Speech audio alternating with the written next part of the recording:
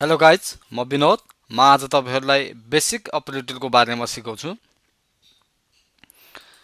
Basic अपरेटरमा चाहिँ हाम्रो arithmetic operator, unary operator, logical operator र टर्नरी अपरेटर छ। अ, हामी यसको एक एकवटा गर्दै जान्छौँ यसमा। अ, यो हामीले अस्ति पढिरहेको कोर्सबाटै अगाडि बढाउँछौँ।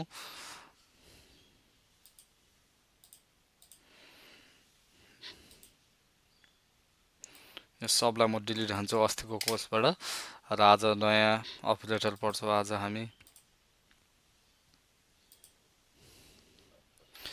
सुरुमा चाहिँ हाम्रो अरिथमेटिक अपरेटर छ। अरिथमेटिक अपरेटर भनेको चाहिँ हामीले सानो कक्षामा म्याथ पढेको जस्तै हो। प्लस माइनस यी सब अपरेटर युज हुन्छ।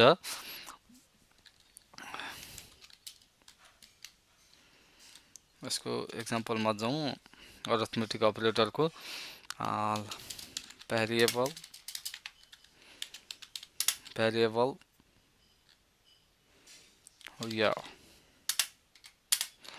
यहाँ अहिले 2020 राखिदिउँ है। भेरिएबल सरी मैले क्याप्चर गरेको छु।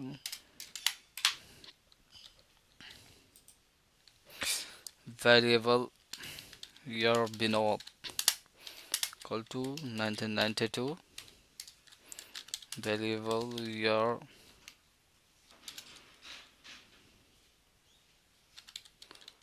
Hari equal to 1990. Right?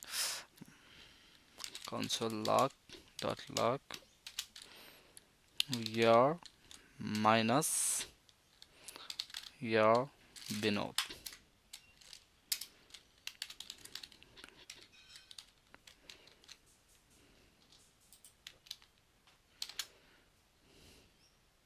ल हेर्नुहोस् है, मैले यहाँ भेरिएबल इयर 2020 विनोद राखेँ। Year 2020 year Vinod.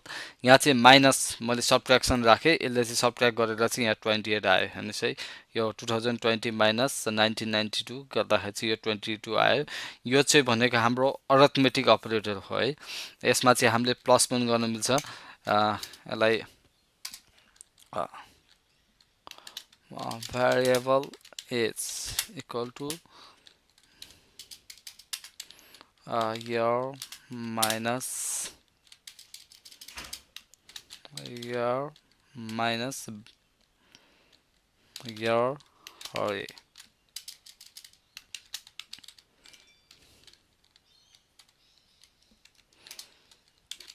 Console.log age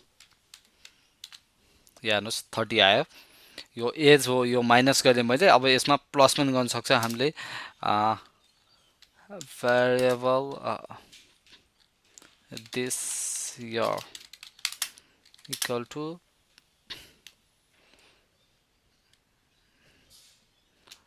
year Vinod plus age. Console dot log this dot year this year हेर्नुहोस् है 2022 आयो। यसरी चाहिँ हामीले प्लस माइनस जे पनि राख्न सक्छौँ, या इभन डिभाइड पनि गर्न सक्छौँ हामीले यसमा। console.log this year divide 10 ल हेर्नुहोस् 202.2 यो 2022 लाई चाहिँ हामीले डिभाइड गरिदेऊ। अरिथमेटिक अपरेटर भनेको चाहिँ यही हो, प्लस माइनस डिभाइड। अनि त्यसपछि आउँछ हाम्रो युनरी अपरेटर। युनरी अपरेटर भनेको चाहिँ यस्तो अपरेटर हो, यसमा चाहिँ हाम्रो symbol plus minus symbol use हुँदैन। र यसले चाहिँ दुईटा भेरिएबल्स लिँदैन। यसले हाम्रो जसरी इयर र इयर हरि राख्यौँ, यसले चाहिँ यसरी लिँदैन। यो चाहिँ त्यही भएर यसलाई चाहिँ सिङ्गल मात्र लिने भएकोले यसलाई युनरी अपरेटर पनि भनिन्छ। यो चाहिँ अर्को चाहिँ यो माइनस प्लस सिम्बल केही पनि नलिने भएकाले यो यसले चाहिँ वर्ड यो चाहिँ अलि वर्ड खालको अपरेटर हो होइन तपाईँको यसले चाहिँ वर्ड मात्र वर्ड खालको अपरेटर हो हामीले वर्ड हान्छौँ यो अपरेटरको लागि यसको लागि चाहिँ हामी console dot log type of भनेको चाहिँ युनरी अपरेटर हो हेर्नुहोस् है यसले चाहिँ त्यसको टाइप बुझाउँछ यो अपरेटरले चाहिँ यो के हो कसो हो भन्ने कुरो चाहिँ यसले यसरी बुझाउँछ म तपाईँलाई देखाउँछु टाइप अफ दिस इयर ल हेर्नुहोस् दिस इयर भनेको चाहिँ नम्बर हो भनेर यसले बुझायो हेर्नुहोस् है console log type of Vinod ल हेर्नुहोस् स्ट्रिङ है यसले चाहिँ अब लेट भ्यारिएबल ए भनौँ ए सपोज गरौँ console dot log type of A sorry ल हेर्नुहोस् अनडिफाइन्ड हामीले एमा भ्यारिएबलमा भ्यालु राखेको छैनौँ अनि यसलाई चाहिँ अनडिफाइन्ड भनेर यसले यसरी देखाइदिएको छ यो चाहिँ टाइप अफ अपरेटर हो युनरी अपरेटर हो यो होइन अर्को भनेको कम्प्यारिजन कम्प्यारिजन यही युनरी अपरेटरमै अर्को कम्प्यारिजन अपरेटर पनि भन्छ एउटा बुलियन टाइप हो त्यसले चाहिँ कम्पेयर गर्ने काम गर्छ होइन त्यसलाई म देखाउन जाँदैछु console dot log this year है या दिस इयर नभनौँ year Vinod is greater than year Hari false हेर्नुहोस् है ट्रु फल्स हाम्रो बुलियन भनेको चाहिँ ट्रु फल्स हो यसले चाहिँ कम्प्यारिजनले चाहिँ के गर्छ भने कम्पेयर गरेर चाहिँ देखाउने काम गर्छ हेर्नुहोस् है यो विषयकोले चाहिँ कम्पेयर गरेर चाहिँ फल्स चाहिँ देखाइदियो यसलाई नै हामीले टाइप अफ लगमा देखाउन सक्छौँ टाइप अफ अपरेटरमा टाइप अफ यसलाई हामी कुनै भ्यारिएबलमा डिनोट गरौँ variable older equal to year Vinod है यसलाई टाइप अफ ओल्डर सरी हाम्रो कता मिस्टेक भयो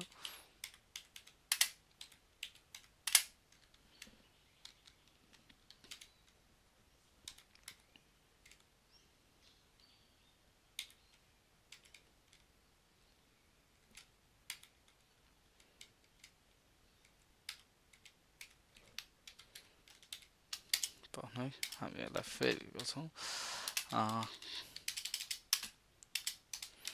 variable older is equal to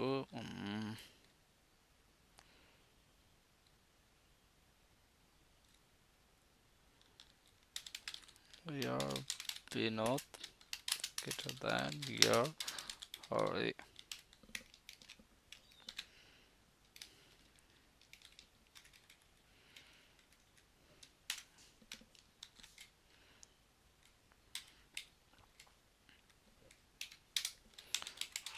Console.log order is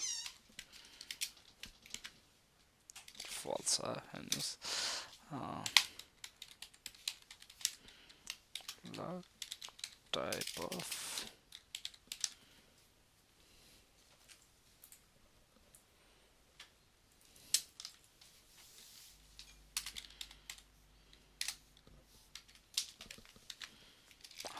Boolean भनेर देखायो हाम्रो है यो चाहिँ कम्प्यारिजन अपरेटर हो युनरी अपरेटरमै पर्छ यसलाई चाहिँ अर्को भनेको हाम्रो लजिकल अपरेटर छ लजिकल अपरेटरमा चाहिँ हाम्रो तीन प्रकारको छ लजिकल अपरेटरमा चाहिँ एउटा एन्ड भन्ने सिम्बल दिन्छौं अर्को एन्ड भन्ने सिम्बल, अर भन्ने सिम्बल र नट इक्वल टु भन्ने है। यो चाहिँ लजिकल अपरेटरमा पर्छ। यो एन्ड भनेको चाहिँ यदि दुईटै कन्डिसन, बोथ अफ कन्डिसन्स, दुईटै कन्डिसन्स चाहिँ both conditions are true, if both conditions are true है। अनि अर भनेको चाहिँ only one conditions is true, एउटा मात्र कन्डिसन ट्रु हुँदा देखाउँछ यसले, र यो चाहिँ नट इक्वल टु, इक्वल नहुँदाखेरिको है। के भनेको चाहिँ नट इक्वल टु हो। यो चाहिँ हामीले यसरी युज गर्न सक्छौँ, if your Vinod, your Vinod and your Hari equal to 28, console.log there is equal, else console.log there is not equal.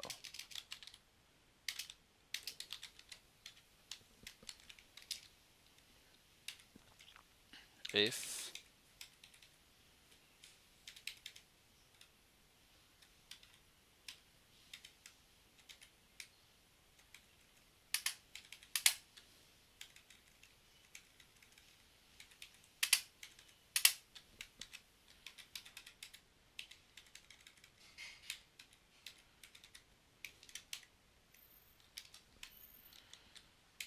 हाम्रो काम मिस्टेक भयो, एकचोटि पढ्नु चाहिँ यसलाई यो राखिदिउँ, यो हटाइदिउँ है, त्यो कोडले गर्दा चाहिँ मिस्टेक भयो। अब देखियो, इफ your विनोद, यो चाहिँ हामीले इफ स्टेटमेन्ट चाहिँ हामीले पढेको छैन, यो चाहिँ एउटा एक्जाम्पल मात्र देखाएको तपाईँलाई मैले। Their age are not equal है, इक्वल छैन, दुईटै कन्डिसन ट्रु छैन, त्यही भएर चाहिँ एज इक्वल छैन भने अब यसमा हामीले अर राखिदिन सक्छौँ।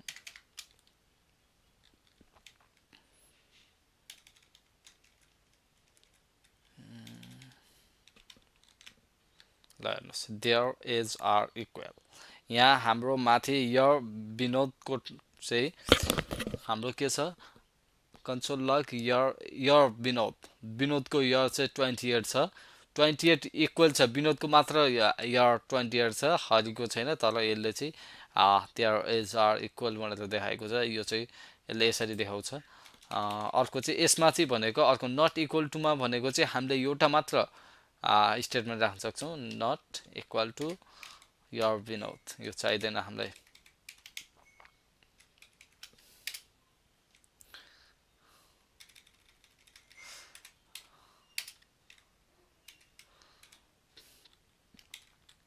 नट ट्रु है, if your Vinod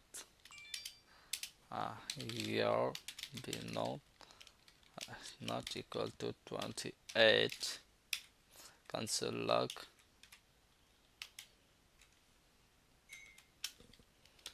he is younger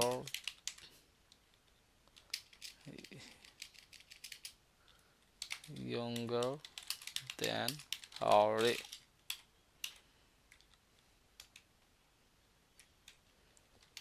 Hari is younger than Vinod है। माथि यो कन्डिसनमा 32 राखौँ है। ल हेर्नुहोस्, he is younger than Hari, विनोदको य चाहिँ 32 सँग इक्वल छैन भनेपछि हाम्रो हरिको य 30 छ, 30 नै राखौँ। 30 सँग इक्वल छैन भने he is younger than Hari, यसरी चाहिँ यो नट इक्वल टु चाहिँ हाम्रो अपरेटर लजिकल अपरेटरमा नट इक्वल टु चाहिँ इक्वल छैन भन्ने तरिकाले चाहिँ राखिन्छ। अर्को भनेको चाहिँ हाम्रो टर्नरी अपरेटर छ। यो टर्नरी अपरेटरमा चाहिँ हामीले यसरी दिन्छौँ इफ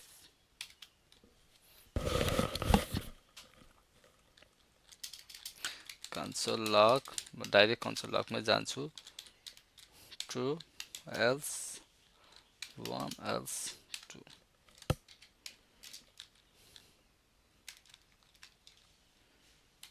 हेर्नुहोस् है, म यो बुझाउँछु तपाईँहरूलाई।